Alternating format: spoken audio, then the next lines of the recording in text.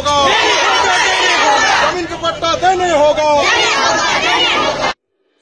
মাটি মজুৰি মৰ্যাদাৰ দাবীত ৰঙাপাৰত অখিল চাহ মজদুৰ সংঘৰ বিশাল ৰেলী। নিজৰ অধিকাৰ বিচাৰি ৰঙাপাৰত চাহ শ্ৰমিক ৰাইজৰ বিশাল ৰেলী। জনজাতিকৰণৰ মৰ্যাদা ভিটি মাটি পট্টা আৰু চাহ শ্ৰমিকৰ মজুৰি 661 টকা বৃদ্ধিৰ দাবীত ৰঙাপাৰা ৰাজপথ কপালে চাহ শ্ৰমিকে।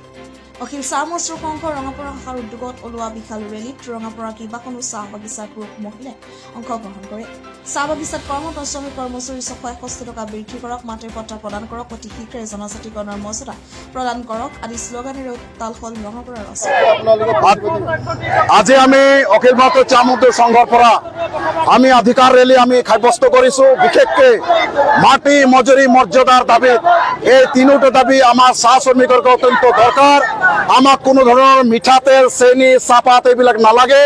আমাক মাটি মজুৰি মৰ্যাদাৰ এই তিনিটা দাবীৰ ভিত্তিত আমাক দাবী লাগে। আৰু বিজেপি চৰকাৰে প্ৰতিশ্ৰুতি দিয়াৰ কাৰণেই বিজেপি চৰকাৰক আমি গাদ্দিত আনিছিলো, চাহ শ্ৰমিকসকলে আনিছে, সেইটো পাহৰি যাব নালাগে।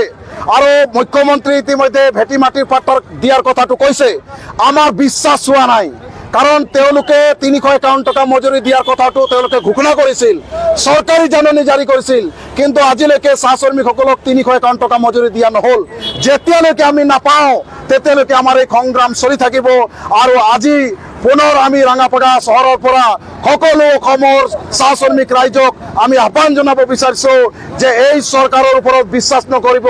আপোনাৰ যি সংগ্ৰাম, মাটি মজুৰিৰ যি সংগ্ৰাম, এই সংগ্ৰাম প্ৰত্যেকটা চাহ শ্ৰমিকৰ ঘৰৰ পৰা এইটো আৰু তীব্ৰতৰ কৰাৰ কাৰণে আমি আহ্বান জনাইছো।